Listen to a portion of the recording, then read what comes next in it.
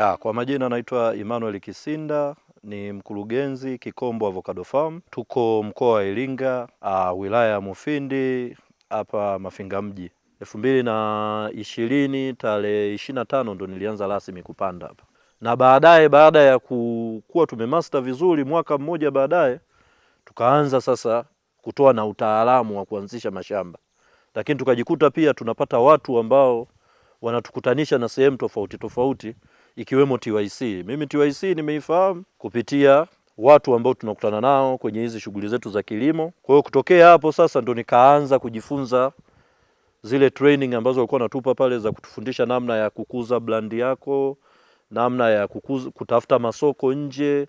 Kwa hiyo hayo yote hizo ni training ambazo tulikuwa tunazipata kupitia hizi youth camp ambazo TYC walikuwa wanazianzisha. Lakini pia tumekuwa tunawasaidia watu wengine ambao wana mashamba ila vijana wao hawana skills, tumekuwa tunawachukua pia, kama umeona tuna hostel pia pale. Lakini pia ukiangalia kijijini ndo watu ambao wanafanya kazi hapa, kwa maana kwamba sisi bado hatujafunga mifumo ya kisasa zaidi.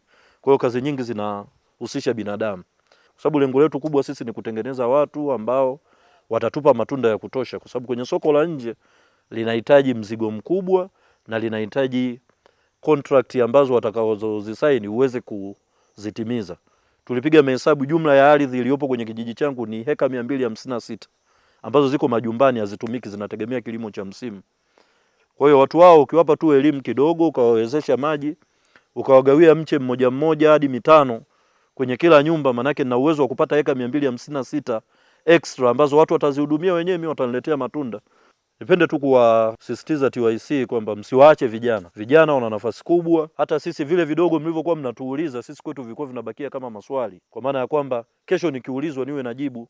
Kwa hiyo kijana, kitu cha msingi ambacho unatakiwa kukijua tu kwamba mitaji ni imani.